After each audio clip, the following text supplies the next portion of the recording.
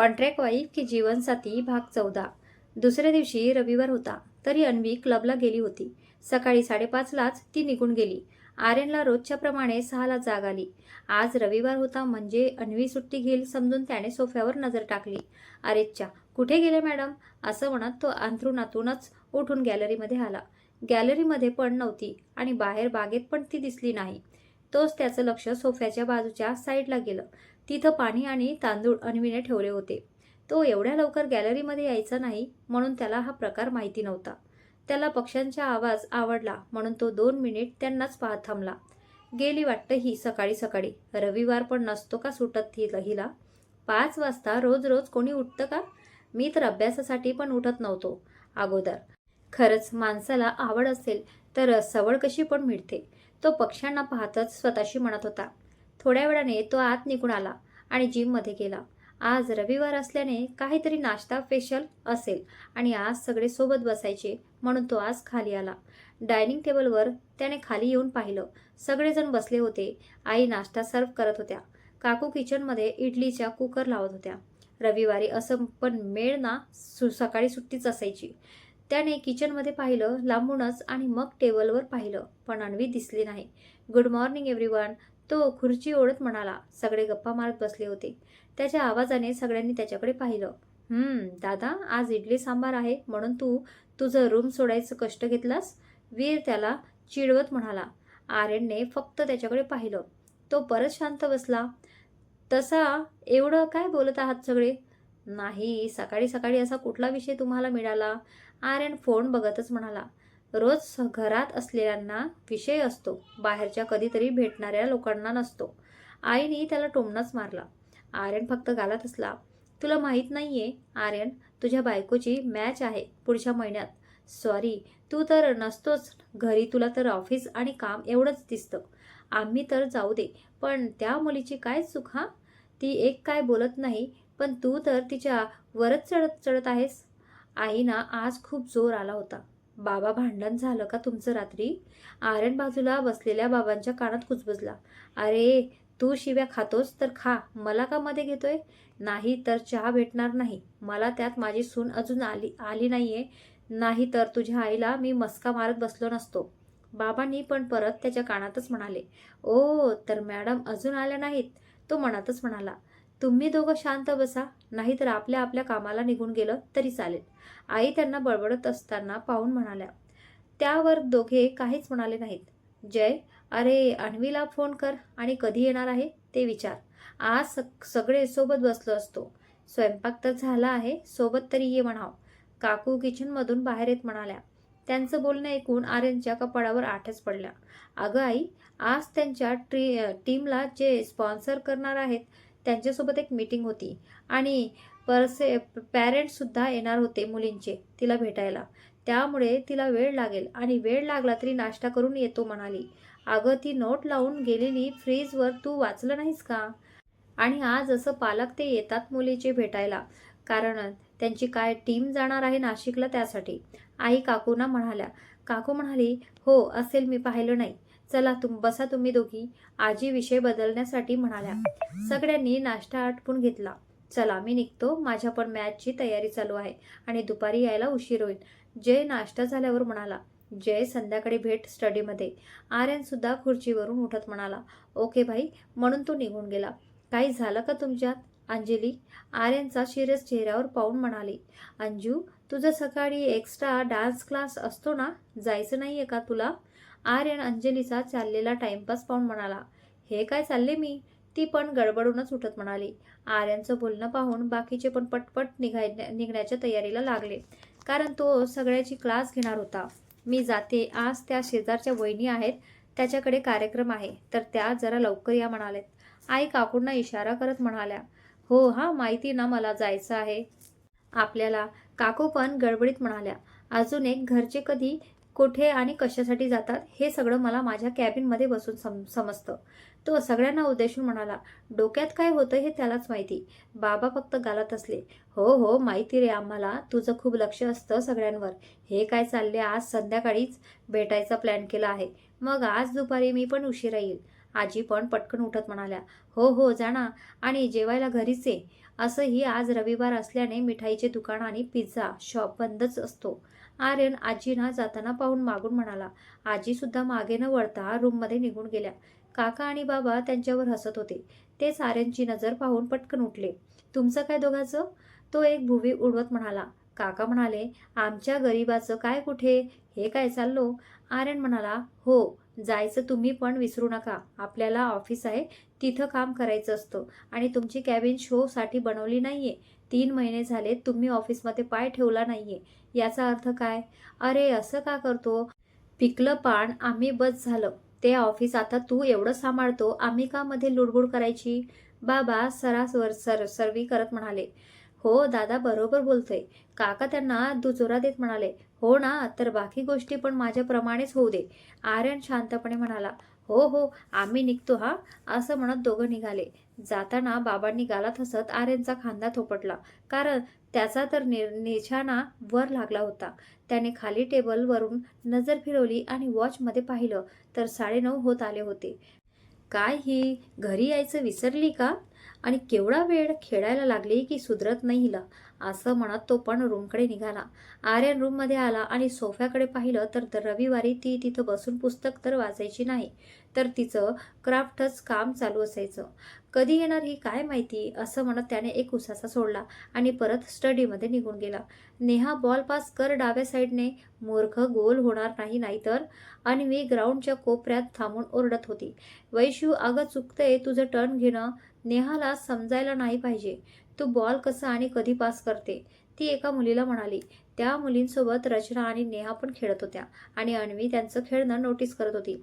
तोच एक पालक आले भेटायला म्हणून ती परत ग्राउंडच्या बाहेर पडली. त्यांच्या मुलीबद्दल सगळं बोलणं झालं. ती परत आली तर यांची मॅच संपली होती. लहान मुली चालल्या होत्या. नेहा आणि रचना तिची वाट पाहत थांबल्या होत्या. नेहा म्हणाली, अगं तुझी मीटिंग काय झाली नाहीये? आता तुला परत जर्सीसाठी वेळ लागेल. कधी तू जर्सीची डिझायनिंग सिलेक्ट करणार? मुलींना कधी भेटणार? यांचा स्पॉन्सर भेटणार म्हणून त्या मेहता सरना तू नको म्हणाली. अगं तुझं बरोबर आहे, पण हे पैसे देणारे लोक ऐकावे लागेलच ना, अन्वी केसांचा बन बांधत म्हणाली. रचना म्हणाली, काय आता घरी जाणार का? मुली पण लवकर गेल्या. हे काही पण, जा सगळ्यांना बोलावून आण. असं पण मी नाश्ता इथेच क्लबचा कॅन्टीनमध्ये करणार आहे. म्हणजे मी नाही, आपण तिघी. तर आज आपण मॅच खेळणार आहोत, मग नाश्ता. ती तिच्या सगळ्या प्लॅन सांगत म्हणाली. अगं सगळं ठरवून येतेस का हा? माझा होणारा नवरा माझी वाट पाहतोय. आम्ही दोघे डेटवर जाणार आहोत आणि तू मॅचबद्दल सांगतेस? रचना गाल फुगवत म्हणाली. लाजच नाही ना आपल्याला? नोकरी तर सोडून दिली, आता हे सकाळचं प्रॅक्टिस पण ओझं जाते माकडे. तुला चुपचाप खेळायचं. अन्वी रचनाला म्हणाली. नेहा तुला बघून तोंड दाबून हसत होती. अरे चल ना, आपण तिकडच्या ग्राउंडवर जाऊ. असं पण दर रविवारी जी मॅच असते ना ती चालूच आहे. आपण खेळू आज. नेहा दोघींना म्हणाली. अगं मुलांची चालू असेल मॅच, मुलंच खेळत असतात ना तिकडे रविवारी. अन्वी बॅगमध्ये पाण्याची बॉटल टाकत म्हणाली. हो यार, सगळे शॉर्ट्समध्ये असतात. एक एक जण कसला दिसत असतो. नेहा डोळा मारत म्हणाली. रचना म्हणाली, अगं आपल्या जिजू पुढे तर हे सगळे फिके पडतील. अन्वीच्या खांद्याला धक्का देत म्हणाली. अन्वी म्हणाली, असं एकच कानाखाली मारेल तुमच्या दोघींच्या पण, म्हणजे सगळं भूत उतरेल. जाऊन कपडे बदला. शॉर्ट तर तुम्ही पण घातला आहात ना? असं कोणी पाहिलं तर मग त्यांनी पाहिलं तर ओरडतच बसायचं. जा बरं. हे अन्वी, एक पहिल्या ग्राउंडवर तुझे सगळे फ्रेंड्स आलेत आणि दुसऱ्या टीमसोबत मॅच लागली आहे. एक मुलगी दुसऱ्या ठिकाणाहून ओरडत म्हणाली. ओके ओके आलेच मी, स्टार्ट करू नका म्हणाव. अन्वीने गडबडीत बॅग पाठीला अडकवली आणि शूजचे लेस घट्ट बांधले. चला तिथपर्यंत रेस म्हणत ती दोघींना म्हणाली. ओके, जो जितेल तो बाकी दोघींना नाश्ता खाऊ घालेल. नेहा पटकन म्हणाली. ओके चला म्हणत तिघी एका लाईनमध्ये थांबल्या. सगळे जिथे उभारले होते तिथं तिघी पोचल्या. अन्वीची स्पीड चांगली होती आणि दरवेळीप्रमाणे रचना हारली होती. हे हे रचू बेबी, तुझ्या नवऱ्याला सांग मैत्रिणींना पार्टी द्यायची आहे तर डेट कॅन्सल करा आणि आम्हाला पार्टी द्या. नेहा बत्तीशी दाखवत म्हणाली. ए हा, हे सही होतं खरंच. आणि अगं कधीतरी जिंकत जा की काय हरतेस. अन्वी नेहाला हाय फाय देत म्हणाली. हां असू दे, चला. सगळे ग्राउंडमध्ये उतरले. रचना वाकडं तिकडं तोंड करत विषय बदलण्यासाठी म्हणाली. अगं एक रचना, मॅच काही महत्त्वाची नाहीये, टाइमपाससाठी खेळतोय आणि परत तू पार्टी उद्या देऊ शकते असं काही नाहीये, तर आता तू जा. अन्वी केटकडे नजर टाकत म्हणाली. नाही ग, खेळेन मी. काही नाही, मी सांगते त्याला मेसेज करून. ती असं म्हणतच अन्वीने रचनाचा खांद्याला पकडून तिला टर्न केलं, तर समोर गेटजवळ रचनाचा नवरा उभा होता.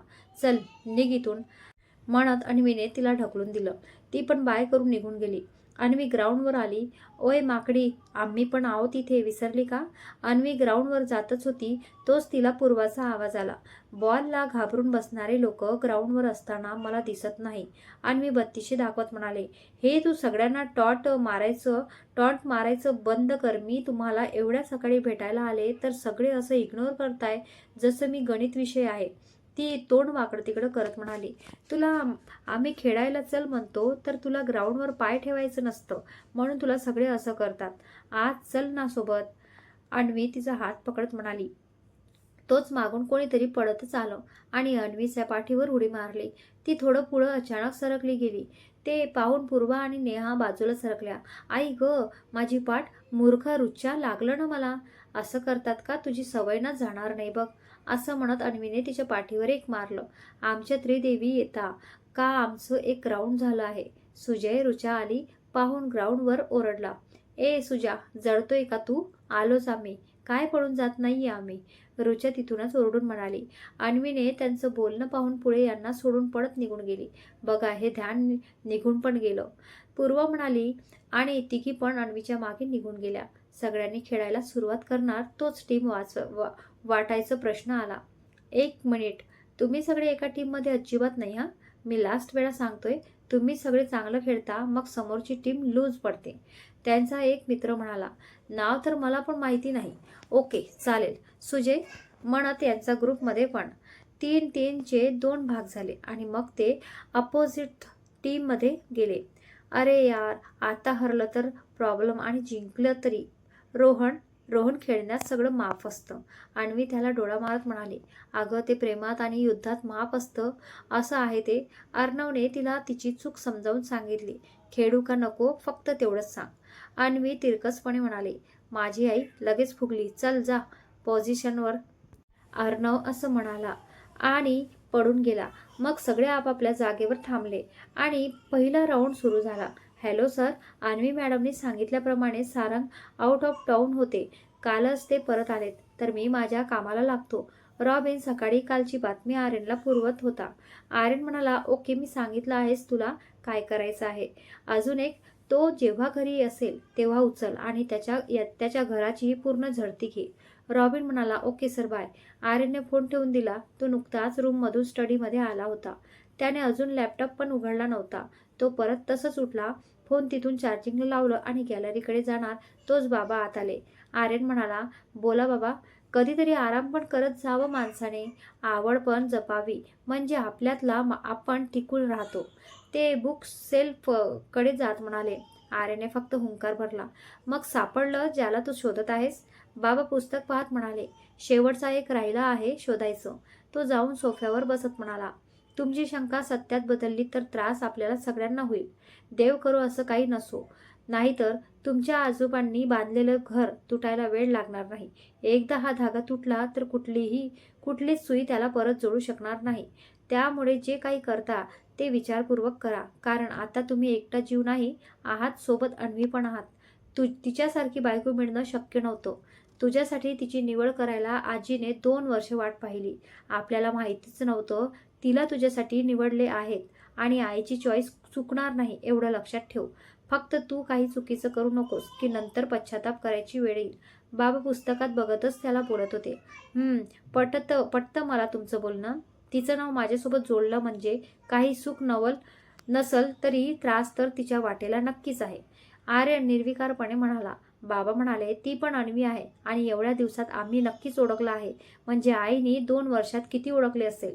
भाग्यसोबत आहे, जाऊ देऊ नका लांब.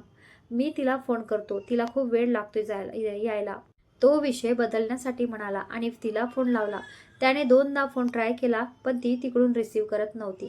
त्याने परत एकदा ट्राय केला. पहिल्यांदा वेळेपेक्षा जास्त ती क्लबमध्ये होती आणि तो पहिल्यांदा तिला कॉल लावत होता. एवढा वेळ आणि रविवारी पण ती घरीच असायची. पण आज गेली असल्याने त्याला चुकल्यासारखं वाटत होतं. ही कॉल का उचलत नाही ही मुलगी पण ना. आज रविवार असून पण निघून गेली. काय गरज होती? एवढा वेळ लागतो का यायला? मला कॉफी हवी होती यार तुझ्या हाताची. उफ, आर्यन सेल्फिश होतोय तू. अरे ती उपाशी आहे, नाश्ता पण केला नसेल तिने इथे. तुझा तर नाश्ता झाला करून, पण तिला कोणी जा म्हणालं होतं का?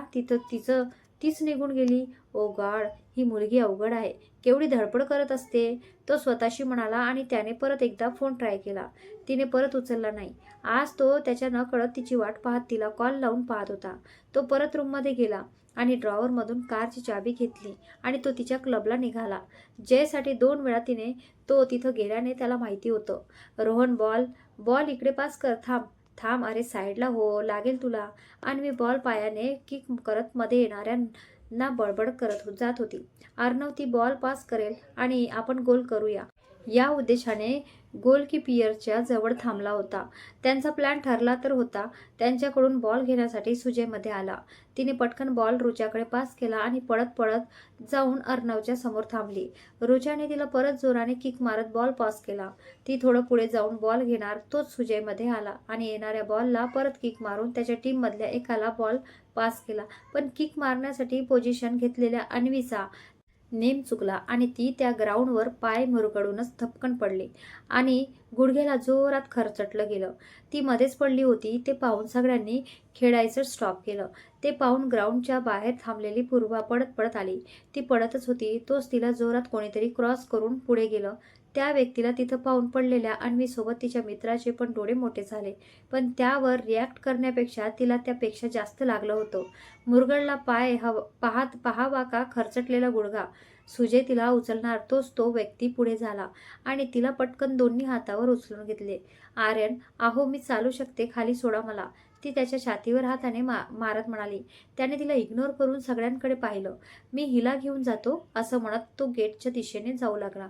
अहो माझी बॅग तर घेऊ द्या, ती डोक्यावर हात मारत म्हणाली. तिने पूर्वाकडून बॅग मागून घेतली. तो तिला तसंच उचलून बाहेर घेऊन आला. तिने सुद्धा त्याच्या गळ्यात हात गुंफले होते. त्रास तर होत होता, रक्त ओघळत होतं. त्याला पोटाला काहीतरी ओलं लागलं म्हणून तो चालता चालता त्याने पोटावर नजर टाकली. गुडघ्याचं रक्त ओघळून पूर्ण टी शर्टला लागलं होतं. पांढरा टी शर्ट लाल होत आला होता. तिने तो कुठं पाहतोय पाहिलं आणि तिने सुद्धा खाली पाहिलं. अहो सोडा मला म्हणाले ना, आलीच गाडी, तुमच्या नवीन टी शर्ट खराब होतोय. डाग जाणार नाही मग, सोडा मला. ती रक्त पाहून म्हणाली. शांत बस म्हणालो ना मी मिठू. तुझ्या गुडघा खरचटला गेलाय, पाय मुरगळला आहे. ते बघ ना, तू माझ्या टी शर्ट काय बघतेस? मूर्ख असं खेळत असतात का? किती लागलं ते? मी काय म्हणालो नाहीये म्हणून तू बडबड करतेस का? का रागवायला हवं होतं मी? तो रागात ओरडला. तिने केविलवाणा चेहरा केला आणि शांत बसली. तो गाडीपर्यंत पोहोचला होता. त्याने गाडीचा दरवाजा उघडला आणि तिला तसंच हातात घेऊन तो मागे बसला. तिला नीट मांडीवर बसवलं. ती तर दुखणं पाहू का यांना पाहू असं म्हणत होती. त्याने बसल्या जागीच फर्स्ट एड बॉक्स उचलला. लागलेलं पाय लांब केलं. नको आर्यन, हात नका लावू, दुखतंय. ती त्याच्या खांद्यावर घट्ट पकडत म्हणाली. शांत हो अगं, हे बघ फक्त ही जखम क्लीन करतो आणि मग आपण दवाखान्यात जाऊ, ओके? तो तिच्या डोक्यावरून हात फिरवत म्हणाला. म्हणत तिने त्याच्या खांद्यावर डोकं टेकवलं. तो तिच्या कृतीने डोळे मोठे केले. तो तिला पडलेलं पाहून स्पेशल विसरला की तिला त्याने परत एकदा हातावर उचलून घेतलं होतं आणि आता ती त्याच्या मांडीवर बसली. एवढ्या जवळ पहिल्यांदा कोणीतरी असं आलं होतं. ते सुद्धा त्याने तिला स्वतःजवळ केलं होतं. पण आता हा विचार करायची वेळ नव्हती. मग त्याने तिच्या पायाला इकडे तिकडे हात न लावता जखमेवरच लक्ष दिलं. आता तिने सरळ परत दोन्ही हात त्याच्या गळ्यात गुंफून बसली होती. मध्येच पाय मागे ओढत होती. मिठू राणी प्लीज, थोडेच राहिलं बाळा, तेवढं करतोय ना, हळू, नको ना प्लीज. तो तिच्या उघड्या पायांचा टच न करता तसंच जखम साफ करत होता. त्याला माहिती होतं तिला त्रास होतोय म्हणून. ती त्याला तिच्या जवळ येऊ देते नाही तर तुला तिने अगोदरच सांगितलं रे, तिने विसरू नकोस, नाही तर मारेल चांगलंच. ती शांत बसली होती. तिने हळूच मान वर काढली आणि त्याच्या चेहऱ्याकडे पाहिलं. परत ती जरा त्याला खूपच जवळून अनुभवत होती. तो फुंकर मारत तो त्याचं काम करत होता आणि ती त्याच्या गुलाबी ओठांकडे पाहत होती, जे सिगारेटमुळे हलके काळे झाले होते. तिने नजर हटवून आपल्या पायाकडे पाहिलं आणि तिचे डोळे मोठे झाले. कुठंतरी लपून बसावं वाटलं तिला. समोर ती तसंच शॉर्ट्समध्ये होती आणि त्याच्या मांडीवर त्यात आहो, ती घाबरून म्हणाली.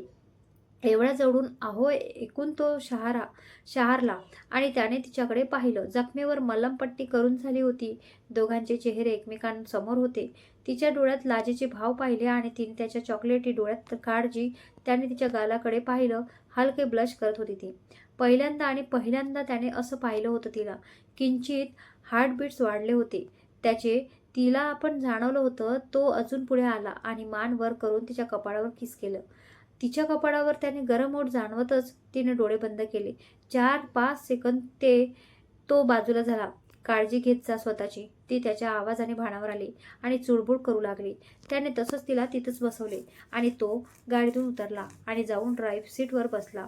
ती तसंच सीटवर डोळे मिटून पडली, अर्थात विचार करतच.